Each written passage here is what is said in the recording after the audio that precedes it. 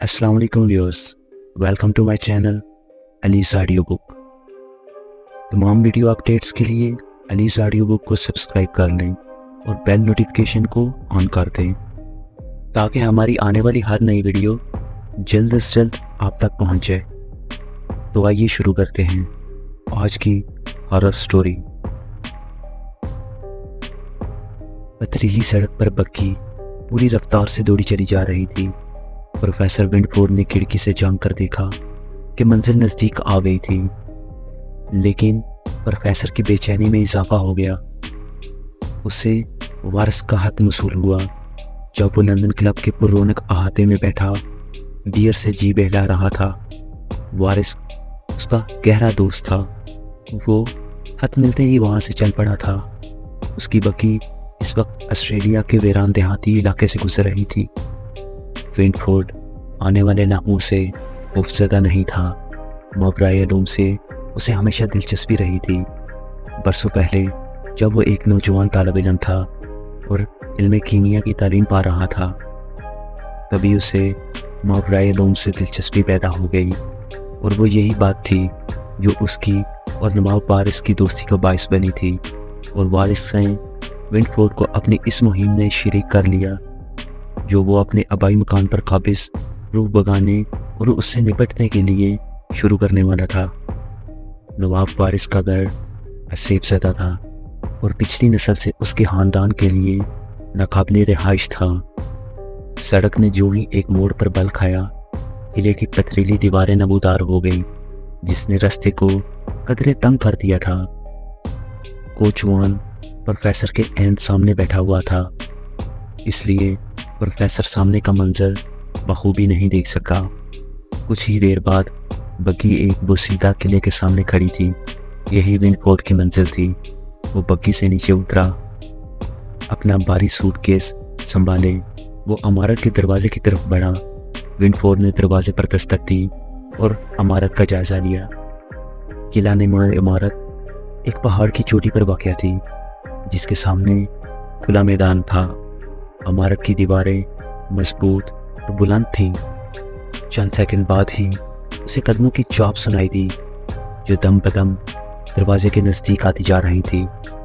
پھر کفل میں کنجی گوانے کی آواز آئی اور بھاری بھرکم دروازہ شور مچاتا ہوا کھل گیا۔ پروفیسر ونڈفورڈ کے سامنے بے ہنگم جسم کا مالک ایک بوڑھا آدمی کھڑا تھا۔ اس نے دستانے پہن رکھے تھے اور وہ لالٹین ہاتھ میں لیے ہوئے تھا۔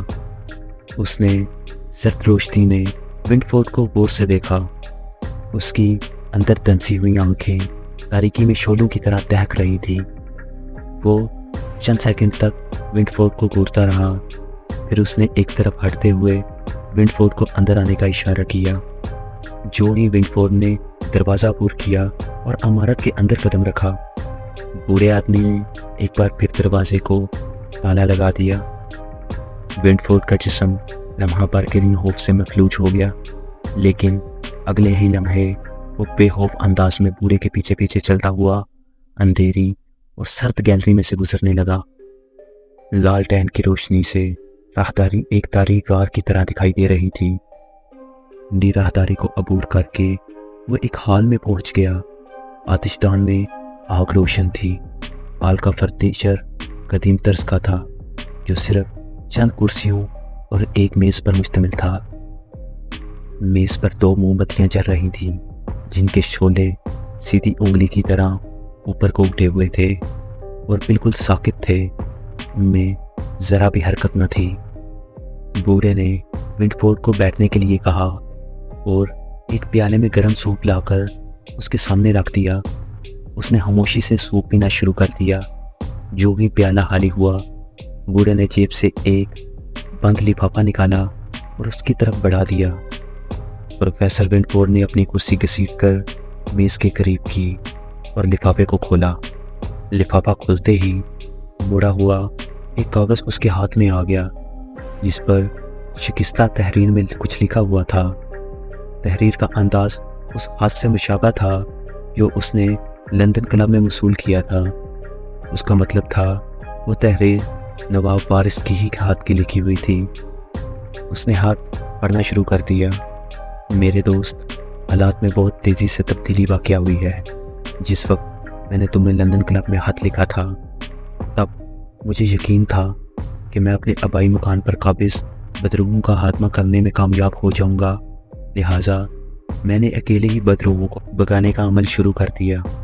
بدروحوں نے ہر ممکن کوشش کی کہ مجھے خوفزدہ کیا جائے، مگر میں اس کے مقابلے میں ڈٹا رہا۔ اس مرحلے پر مجھے تمہارے علم سے فائدہ اٹھانا چاہیے تھا اور تمہارے خط لکھنے کے بعد تمہاری آمد کا انتظار کرنا چاہیے تھا، لیکن میری جلد بازی کی عادت مجھے لے ڈوبی۔ اپنی ابتدائی کامیابی اور حد سے بڑھ جانے والی خود اعتمادی نے مجھے یہ مہم جاری رکھنے پر اکسایا۔ ہر رات جب 14ویں شب کا چاند نیلے آسمان پر جگمگا رہا تھا، میں نے ایک ویرانے میں ان بدروحوں کو بنانے کا عمل شروع کر دیا۔ ذرا دیر بعد ہی فضا خوفناک قہقہوں سے گونج اٹھی اور ہوا میں ناخوشگوار بو پھیل گئی۔ مجھے ایسا لگا کسی نادیدہ پاری وجود نے مجھے دبوچ لیا ہو۔ میری پسلیاں کڑکڑا رہی تھیں، مگر میں نے ہمت نہ ہاری اور عمل جاری رکھا۔ کچھ دیر بعد قہقہوں کی آوازیں مدھم ہوئیں اور بدبو بھی مدھم ہوئی۔ اب میں نے خود کو نادیدہ دباؤ سے آزاد محسوس کیا۔ یہ سوچ کر میری رگوں پہ مسرت کی لہر دوڑ گئی کہ صورت حالات اب میرے کنٹرول میں تھی۔ میں نے عمل ختم ہوتے ہی بوتلوں کا محلول پیالے میں انڈیلنا شروع کر دیا، اور جب آخری بوتل بھی خالی ہو گئی تو مطمئن ہو کر نیچے انتظار کرنے لگا۔ لیکن جو کچھ ہوا وہ میری توقع کے برعکس تھا۔ محلول آہستہ آہستہ پکنے کی بجائے ایک دم ابلا اور بھاپ بن کر پیالے میں سے غائب ہو گیا۔ میں یکدم ہی نڈال ہو گیا۔ مجھے اپنی غلطی کا احساس ہو چکا تھا، لیکن یہ پشیمانی بعد از وقت تھی۔ روح نے یکدم ہی مجھے گھیر لیا۔ اب میرے لیے اس کمرے سے نکلنا اور بدروحوں کے شکنجے سے بچنا محال ہو چکا تھا۔ مجھے اپنے جسم سے جان نکلتی محسوس ہو رہی ہے، کمزوری بڑھتی جا رہی ہے، شاید میں مرنے کے قریب ہوں۔ میرا ملازم کارلس، جس پر اسیب کا ذرا بھی اثر نہیں ہوتا، تمہاری خدمت کے لیے موجود ہے۔ تم مجھے اس سحر زدہ ماحول سے نکالنے میں میری مدد کرو۔ کارلس تمہیں میرے کمرے تک لے آئے گا، جانے میں زندہ رہوں یا مردہ۔ مدد میرے دوست، مدد۔ تحریر بے ربط اور ٹوٹی پھوٹی تھی، لیکن اس تحریر سے پروفیسر ونٹفورڈ کو حالات سمجھ لینے میں ذرا بھی دشواری نہ ہوئی۔ اس نے ہاتھ جیب میں رکھا اور سر کو جھکا لیا۔ وہ کچھ سوچ رہا تھا۔ بوڑھا ملازم کارلس اپنی نظریں اس کے چہرے پر گاڑے ہوئے تھا، نفرت بھری نظریں جن میں حقارت کا سمندر تھا۔ جو ہی ونٹفورڈ نے اپنا سر اوپر اٹھایا، کارلس کے بشرے سے نفرت کے آثار غائب ہو گئے۔ اب اس کا انداز خوشامدانہ تھا اور چہرے پر ایک مسکراہٹ تھی۔ ونٹفورڈ نے کرسی پیچھے کھسکائی اور اٹھتے ہوئے کہا، مجھے اپنے آقا کے کمرے میں لے چلو۔ کارلس کی آنکھوں میں تیز چمک ابھری، لیکن فوراً ہی وہ مدھم ہو گئی۔ ایک اندھیری راہداری سے گزر کر وہ دونوں ایک دروازے کے پاس پہنچے۔ کارلس نے دروازہ کھولا اور تعجبی انداز میں جھک کر ونٹفورڈ کو اندر جانے کا اشارہ کیا۔ ٹارچ دائیں ہاتھ میں دبائے ونٹفورڈ بے دھڑک کمرے میں داخل ہو گیا۔ وہ جو ہی کمرے میں گھسا، عقب میں زوردار آواز آئی۔ اس نے پلٹ کر دیکھا، دروازہ بند ہو چکا تھا اور وہ اب اکیلا اس کمرے میں کھڑا تھا، جسے وہ ٹھیک سے دیکھ بھی نہیں پا رہا تھا۔ ہوا میں نمی اور بدبو تھی۔ گرد زدہ فرش پر چوہے ادھر ادھر بھاگ رہے تھے۔ وہ اس کمرے سے گزرتا ہوا دوسرے کمرے میں آ گیا، جہاں جلتی ہوئی چند موم بتیاں تھیں اور آتش دان میں آگ سلگ رہی تھی، جس کے شعلے دیواروں اور چھتوں پر بھیانک سائے بنا رہے تھے۔ کمرے میں صرف ایک کھڑکی تھی جس میں شیشے لگے ہوئے تھے۔ کمرے کے عین وسط میں ایک میز پر ایک کتاب اوندھی رکھی ہوئی تھی۔ کتاب کے نزدیک ہی رنگدار محلول کی بوتلیں اور ایک سیاہ پتھر کا پیالہ پڑا ہوا تھا۔ دیوار کے ساتھ پلنگ بچھا ہوا تھا، جس پر اس کا دوست نواب وارث چت پڑا تھا۔ اس کے بشرے پر خوف عیاں تھا۔ ونٹفورڈ کو دیکھ کر اس کے خشک ہونٹ عفیف انداز میں لرزے، مگر حلق نے آواز کو گزرنے کا راستہ دینے سے انکار کر دیا۔ نواب وارث شدید کرب کے عالم میں تھا اور بے چینی سے ہاتھ پاؤں مار رہا تھا۔ اس کے سرہانے ایک بری ہوئی بندوق رکھی ہوئی تھی جس میں صرف ایک ہی گولی چلائی گئی تھی۔ ونڈفورڈ نے دیکھا میز پر بدروؤں کو بکانے میں کام آنے والے عملیات کا سارا سامان موجود تھا۔ وہ میز کے پاس جا کر کھڑا ہو گیا۔ بے حیالی میں اس نے میز کے تخت کے نیچے ہاتھ پھیرا تو اس کی انگلیاں کسی سخت چیز سے ٹکرائیں۔ اس نے جھک کر اسے باہر نکال لیا۔ یہ ایک سیاہ ڈائری تھی جسے ٹیپ کی مدد سے میز کی نچلی سطح پر چپکایا گیا تھا۔ ونڈفورڈ نے کرسی گھسیٹی اور اس پر بیٹھ گیا اور ڈائری کی ورق گردانی کرنے لگا۔ ڈائری کو دیکھ کر اس کی آنکھیں حیرت سے پھیل گئی تھیں۔ ڈائری کا بیشتر حصہ خالی تھا، البتہ کہیں کہیں اس میں طویل اندراج بھی موجود تھے۔ ڈائری پر جیمز کا نام لکھا ہوا تھا۔ ونڈفورڈ چونک گیا۔ جیمز اس کے دوست وارث کے باپ کا نام تھا۔ ونڈفورڈ کی نظریں ایک ہی صفحے پر جم گئی۔ یہ ایک طویل عبارت تھی۔ اس میں لکھا تھا: میرے چچا اکاؤنٹ کلیئر کچھ عرصے سے ریٹائرمنٹ کی زندگی گزار رہے ہیں۔ وہ محل میں گوشہ نشیں ہیں۔ زمینوں کی دیکھ بھال، شکار، گھڑ سواری کے علاوہ انہیں کوئی شوق نہیں رہا۔ میرے چچا نے مجرد زندگی گزاری ہے۔ میں چونکہ ان کے بھائی کا اکلوتا بیٹا ہوں، لہٰذا انہوں نے میری پرورش اس انداز میں کی ہے کہ جیسے میں ان کا اپنا ہی بیٹا ہوں۔ پروفیسر ونڈفورڈ نے ڈائری کے اوراق الٹے۔ چند صفحے خالی تھے۔ پھر ایک جگہ لکھا ہوا تھا: میرے چچا کانکلیئر اس وقت عمر کی اس حد سے تجاوز کر چکے ہیں۔ انہیں جنگ کی اہمیت کا یکسر احساس نہ تھا۔ نہ ہی انہوں نے وار فنڈ میں عطیہ دیا، نہ فوجی بھرتی میں لوگوں کے ساتھ کام کیا، اور نہ ہی اپنے نوابانہ اخراجات کام کیے۔ البتہ انہوں نے لندن کے ایک اخبار کو خط ضرور بھیج دیا جس میں لکھا تھا کسی جنگی مہاجر کو ان کے پاس بھیج دیا جائے تاکہ وہ اس کی مدد کر سکیں۔ اب یہ ایک اتفاق ہی تھا کہ اخبار کی طرف سے جو مہاجر ان کے پاس پہنچا وہ ایک عورت تھی، گونگی عورت۔ وہ بیلجیم کی رہنے والی تھی۔ اس کی عمر تقریباً 25 برس تھی۔ وہ عورت اس عمارت کے ایک کمرے میں رہنے لگی۔ وہ چمکدار چہرے اور بالوں سے بھرے ہوئے ہاتھوں کی مالک تھی۔ صفائی پسند نہ تھی اور بے حد کھاتی اور بے حد سوتی تھی، یا پھر صوفے پر بیٹھی کتابیں پڑھتی رہتی تھی۔ اس لڑکی کے آنے سے میرے چچا کی زندگی میں عجیب تبدیلی آ گئی۔ وہ اس میں دلچسپی لینے لگے۔ وہ لڑکی صرف کھانے کے وقت ان کے سامنے آتی تھی اور اپنا چہرہ کچھ سنوار لیتی تھی۔ وہ لڑکی میرے چچا کی توجہ کا ایسا مرکز بنی کہ دھیرے دھیرے میرے چچا اس سے باپ جیسی محبت کرنے لگے۔ جنگ ختم ہو گئی۔ سارے مہاجرین اپنے اپنے وطن واپس جانے لگے، لیکن اس لڑکی کے بیلجیم جانے کا سوال ہی پیدا نہیں ہوتا تھا۔ میرے چچا نے اسے قانونی طور پر گود لے لیا تھا۔ مجھے اس بات کی خبر ہوئی تو سخت افسوس ہوا۔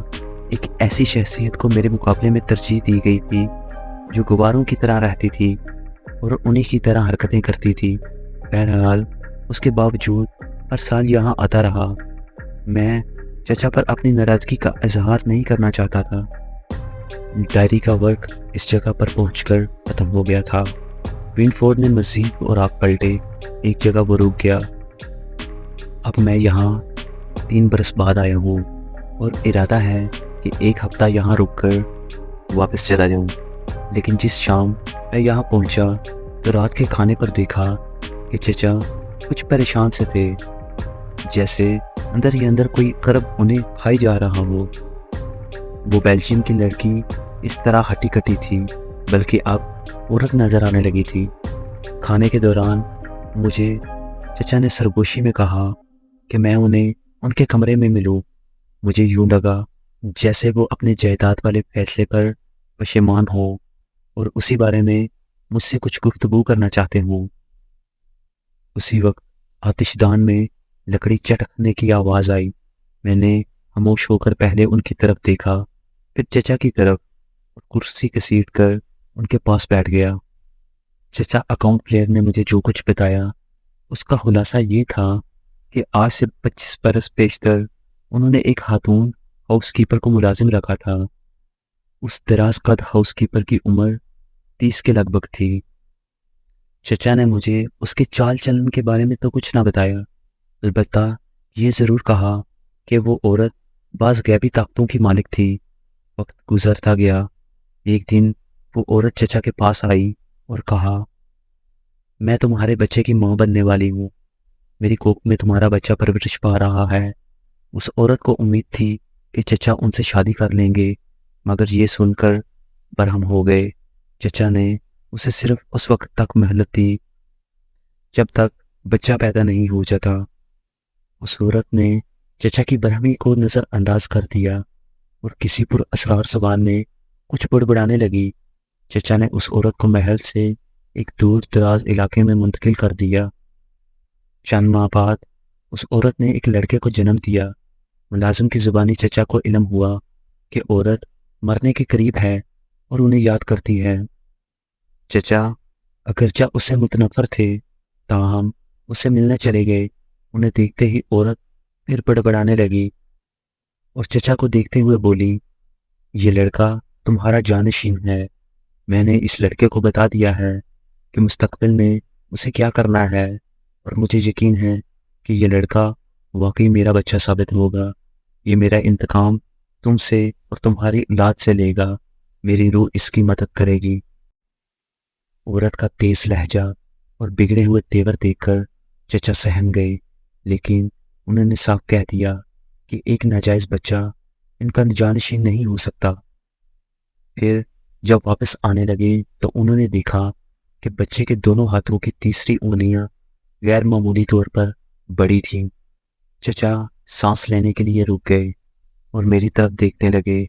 चचा की बात सुनकर मैंने कहा कि महल के एक मुलाजिम की बीवी ने उस औरत की मौत के बाद उस लड़के को अपने पास रख लिया। 10 साल उसके साथ रहा और फिर कहीं फरार हो गया। हल्के से तवक्कुफ के बाद फिर बोले, जहां तक दोनों हाथों की तीसरी उंगलियां बड़ी होने का ताल्लुक है, तो मैंने अपने बुजुर्गों से सुना था कि ऐसे अफराद वैम्पायर की नस्ल से होते हैं। वो बेज़ाहिर तो इंसान होते हैं, लेकिन अमूमन रात के वक्त वो वैम्पायर बन जाते हैं और इंसान या जानवर जो भी सामने आए उन्हें मारकर उनका खून पीते हैं। शाहरा का गर्म खून। कमरे में गहरा सन्नाटा छा गया। मेरे दिल पर खौफ तारी हो गया। मुझे चचा से पहली बार इस औरत की बद्दुआ का इल्म हुआ था और पहली बार इस बात की खुशी हुई थी कि मैं उनका जानशीन ना था। मेरे अगले 2 दिन हंसे बेचैनी में गुजरे। बाज़ औक़ात तो रात के वक्त मुझे ऐसा लगता था कि कोई मेरे कमरे की खिड़की से झांक रहा है। सुबह चचा से नाश्ते पे मुलाकात हुई तो उन्होंने शिकार का प्रोग्राम बना लिया। नाश्ते से फारिग होकर मैं और चचा मुलाजमों के हमरा जंगल के लिए निकल गए। शाम ढलने के साथ ही हम चंद हिरनों के साथ वापस महल की तरफ लौट पड़े। मैं और चचा सबसे आगे थे, जबकि बाकी मुलाजमीन पीछे थे। अभी हम महल से 300 गज के फासले पर थे कि यकायक घोड़े हनहना कर रुक गए। उनकी हनहनाहट से खौफ आया था, जैसे किसी गैर मरी शय को देख कर डर गए हों। वो महल के दाईं तरफ पेड़ों को देख रहे थे और बेचैनी से अपना पाँव जमीन पर मार रहे थे, जिनके पीछे महल वाली सड़क थी। घोड़ों की हनहनाहट के साथ ही दरख्तों के उस पार से एक भयानक गुर्राहट सुनाई दी और फिर परों के फड़फड़ाहट की आवाज आई, जैसे रोते रोते कोई हंस पड़ा हो। गुर्राहट सुनकर मेरे रोंगटे खड़े हो गए। फिजा में खामोशी तारी हो गई, गहरी पागल कर देने वाली खामोशी जो इंसान के असाब को शिकस्ता कर डाले। इस खामोशी में मुझे अपने दिल की धड़कन साफ सुनाई दे रही थी। यकायक चचा ने घोड़े से छलांग लगाई और दरख्तों की तरफ लग गए। मैं उनके पीछे था और बाकी मुलाजिम मेरे पीछे थे। दरख्तों के पार मैदान में कपड़ों का एक ढेर सा पड़ा हुआ था। हम उसके करीब पहुंचे तो पता चला ये वही बेल्जियम की लड़की थी جسے چچا نے گود لیا تھا۔ اس کی آنکھیں خوف سے باہر کی جانب ابھر رہی تھیں اور گلے کا گوشت بری طرح چبا لیا گیا تھا۔ اس کے چہرے کے حد و حال بگڑ چکے تھے، وہ مر چکی تھی۔ چچا داڑھی مارتے ہوئے اس پر گر گئے۔ ڈائری کی عبارت یہاں پہنچ کر ختم ہو گئی تھی۔ ونڈفورڈ نے ایک ٹھنڈا سانس لیا اور ڈائری کے باقی صفحے الٹنے لگا۔ سارے صفحے سادہ تھے، صرف آخری صفحے پر 2-3 سطریں لکھی ہوئی تھیں۔ لکھا تھا، اس بیلجیم کی لڑکی کی موت کے بعد اب میں لارڈ فلیر کی جائیداد کا مالک ہوں۔ ونڈفورڈ نے ملٹی ہیز انداز میں سر ہلایا، پھر اس کے لبوں پر زہریلی مسکراہٹ پھیل گئی۔ وہ معاملے کی تہہ تک پہنچ گیا تھا۔ لارڈس جیم کے بیٹے وارث کے کمرے میں اسی میز پر عملیات کا سامان موجود تھا۔ ونڈفورڈ نے گہری نظر سے ان کا جائزہ لیا اور میز کی طرف بڑھا۔ وارث کی حالت اس دوران مزید خراب ہو چکی تھی۔ اس کا جسم ادھر ادھر مڑ رہا تھا، وہ بار بار تکیے پر اپنا سر مار رہا تھا اور گردن اس طرح ادھر ادھر گھما رہا تھا جیسے کسی نادیدہ ہاتھ کی گرفت میں آنے سے بچنے کی کوشش کر رہا ہے۔ ونڈفورڈ ماورائے علوم کا ماہر تھا۔ اس نے عمر کا ایک طویل عرصہ اس علم کے راز کھولنے میں لگایا تھا۔ وہ جلد ہی عالم ارواح سے رابطہ قائم کرنے میں کامیاب ہو گیا۔ اب وہ سب کچھ دیکھ سکتا تھا جو ایک عام انسان کی آنکھ نہیں دیکھ سکتی۔ وارث کے بستر پر فضا میں ایک سیاہ لولا چکر کاٹ رہا تھا، ایک انسانی خون چوسنے والی بدرو جو اپنی بقا کے لیے وارث کے باقی ماندہ سانسوں کا سہارا لینا چاہتی تھی۔ اس کا مدم ہیولا بے جان لوتھڑے کی طرح ہوا میں ٹھڑک رہا تھا اور بار بار وارث کی طرف لپک رہا تھا۔ پروفیسر ونڈفورڈ زیر لب کچھ بڑبڑایا اور بدرو کے خاتمے کے عمل میں مصروف ہو گیا۔ اسے اپنا عمل شروع کیے چند منٹ بھی نہ گزرے تھے کہ اسی وقت اچانک ایک تیز آہٹ ہوئی جیسے کوئی پرندہ پڑپڑایا ہو۔ ونڈفورڈ نے چونک کر کھڑکی کی طرف دیکھا۔ سرد چاندنی میں کوے کی بڑی بڑی سرخ آنکھوں میں سے آگ سی نکل رہی تھی۔ اس کے پنجے کسی خنجر کی طرح نوکیلے تھے۔ کوے نے ونڈفورڈ کو اپنی جانب گھورتے دیکھا تو وہ سیلے انداز میں چلایا اور اپنے پنجے شیشے میں گاڑ دیے۔ اس کی منحوس اور مکروہ آواز ونڈفورڈ کے کانوں میں گرم سلاخیں بن کر اتر گئی۔ اس سے پہلے کہ وہ سنبھلتا، یکایک زوردار آواز آئی اور کھڑکی کا شیشہ ٹوٹ گیا۔ ونڈفورڈ سہم کر پیچھے ہٹ گیا، لیکن اس کے ہونٹ اب بھی مسلسل حرکت میں تھے۔ اس نے عمل پڑنا بند نہیں کیا تھا۔ بھیانک پرندہ اپنے وزنی اور بدے پروں کو پھڑپڑاتے ہوئے کمرے میں آ گیا اور بھیانک آوازوں میں چیختا ہوا اس پر حملہ آور ہو گیا، جیسے اس کی گردن ادھیڑ دینا چاہتا ہو، لیکن وہ کوشش کے باوجود اس کے قریب نہ آ سکا۔ جو عمل وہ پڑھ رہا تھا اس نے اس کے گرد دیوار سی بنا دی تھی جو نادیدہ تھی۔ پہاڑی کوا بار بار اس پر چپڑتا، لیکن اس نادیدہ دیوار سے ٹکرا کر پیچھے ہٹ جاتا۔ اس پر جھنجھلاہٹ سوار ہو گئی۔ سیاہ پہاڑی کوے نے ایک مرتبہ پھر اس پر جپٹنے کی کوشش کی، لیکن اس دفعہ وہ اس کے ساتھ پر چکر کاٹ کر ٹوٹی ہوئی کھڑکی سے باہر چلا گیا۔ کمرے میں اچانک خاموشی چھا گئی۔ ونڈفورڈ پھر سے عمل میں مصروف ہو گیا۔ وارث کے بستر پر فضا میں چکر کھاتی بدرو نے اپنی جگہ بدل لی۔ وہ وارث کی بجائے اب اس کے سر پر منڈلا رہی تھی۔ ونڈفورڈ کے لبوں کی حرکت میں تیزی آ گئی۔ اب اس کی اور واسق کی جان اسی صورت میں پاس چکتی تھی کہ عمل جلد از جلد مکمل کر لیا جائے، لیکن جلد بازی میں خود کو بھی نقصان پہنچنے کا اندیشہ موجود تھا۔ یہ عین ممکن تھا کہ وہ خود بھی اسی حالت کو پہنچ جاتا جس میں وارث مبتلا تھا۔ اس خطرے سے بچاؤ کی صرف ایک ہی صورت تھی، اور وہ یہ کہ یہ عمل نہایت احتیاط سے اور بالکل ٹھیک طریقے سے کیا جائے۔ اس نے اپنی کلائی پر بندھی چمکیلے ڈائل والی گھڑی پر نظر ڈالی۔ کیمیائی عمل کا وقت ہو چکا تھا۔ وہ فوراً ہی اپنے کام میں جٹ گیا۔ اس نے پہلی بوتل کھولی اور اس کا محلول پیالے میں انڈیلنا شروع کر دیا۔ جو ہی محلول کا آخری قطرہ پیالے میں پہنچا، کمرہ یکایک خوفناک کہکوں سے بھر گیا۔ چند ثانیے تک کمرے میں دہشت ناک کہکے گونجتے رہے، پھر ایک دم خاموشی چھا گئی۔ محلول پک رہا تھا اور اس کی بو پورے کمرے میں چکراتی پھر رہی تھی۔ ذرا دیر بعد ہی کمرہ بھاپ سے بھر گیا۔ کہکے ایک بار پھر گونج اٹھے اور بدرو کا سایہ ونڈفورڈ کے سر پر منڈلانے لگا۔ پھر دھیرے دھیرے اس کا نمس اس سے اپنے گرد اور منہ کے قریب محسوس ہوا۔ اس نے گھڑی پر نظر ڈالی، ابھی 5 سیکنڈ باقی تھے۔ ایک محلول کو پیالے میں انڈیلنے کے بعد دوسرا محلول پیالے میں ڈالنے کے لیے چند سیکنڈ کا وقفہ ضروری تھا، اور یہی غلطی وارث سے ہوئی تھی۔ اس نے وقفہ دیے بغیر دونوں محلول پیالے میں انڈیلے اور پھر اس حالت کو پہنچ گیا۔ 1 سیکنڈ اور گزر گیا، ابھی 4 سیکنڈ باقی تھے۔ اس نے محلول کی آخری بوتل کو مضبوطی سے پکڑ لیا اور 4 سیکنڈ اسے 4 صدی کے برابر لگ رہے تھے۔ گھڑی کی سیکنڈ کی سوئی جیسے ہانپتے ہوئے آگے بڑھ رہی ہو، صحرا میں بھٹکنے والے اس مسافر کی طرح جو بھوک پیاس سے نڈال ہوا اور تپتی ریت میں سینے کے بل آگے کی جانب رینگ رہا ہو۔ بالآخر 4 سیکنڈ بھی گزر گئے۔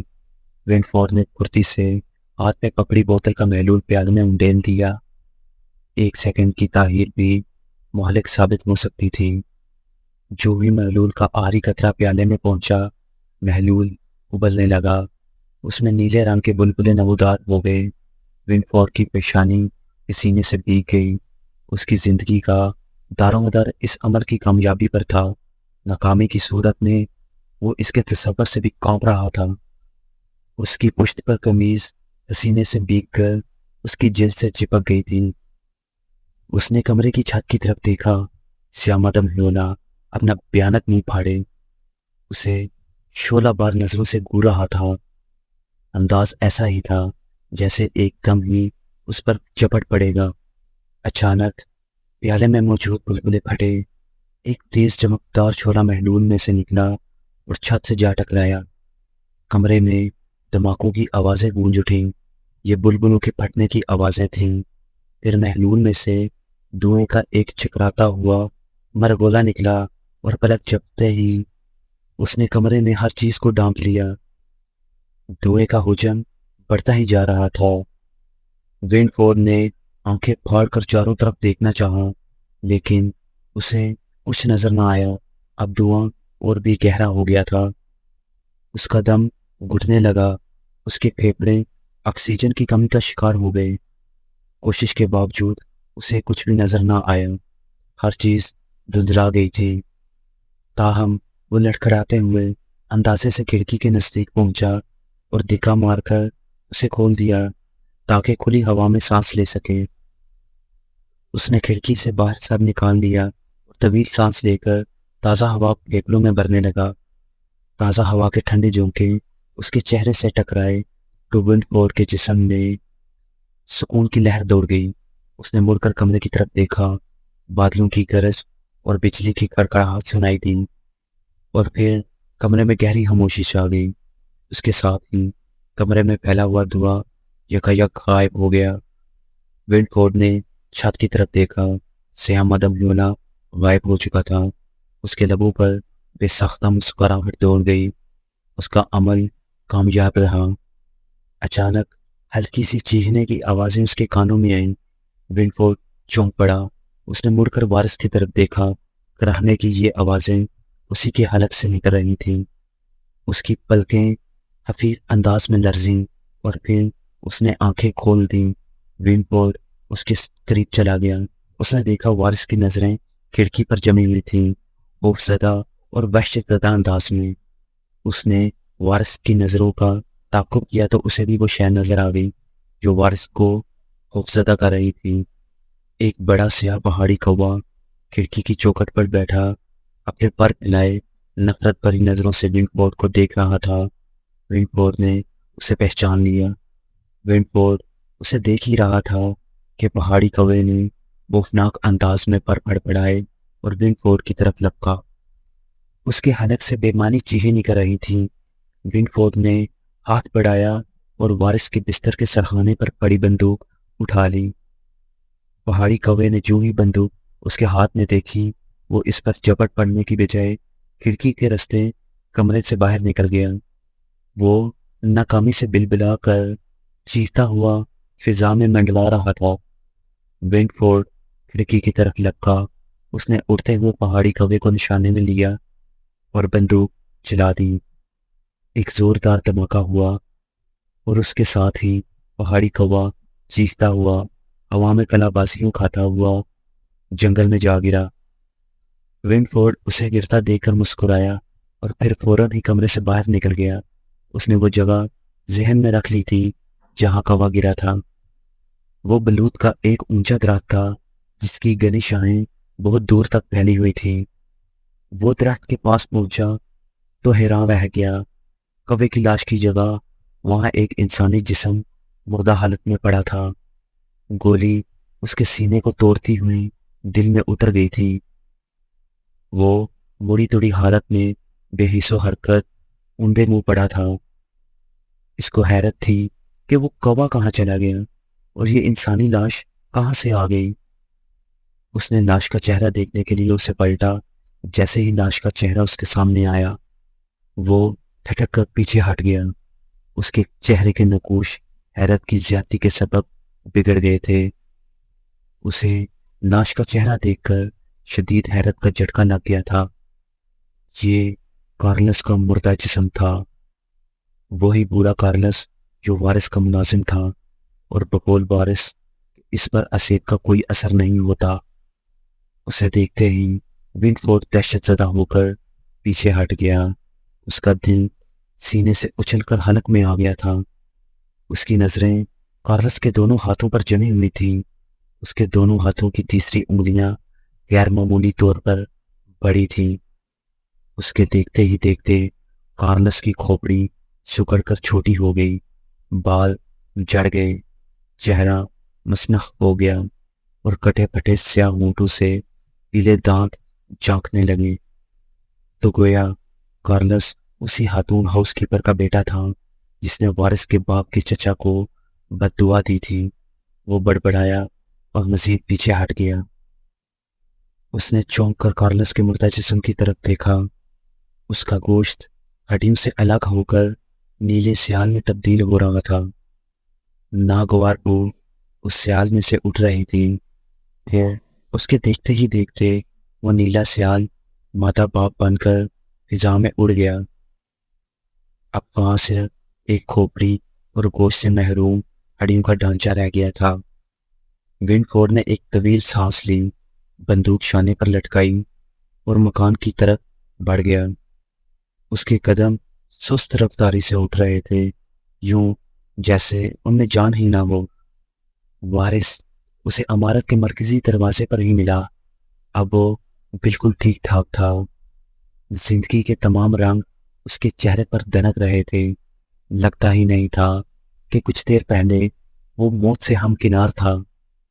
ونڈفورڈ کا دل چاہا کہ اسے ساری حقیقت سے آگاہ کر دے، لیکن پھر اس نے اپنا یہ ارادہ بدل دیا۔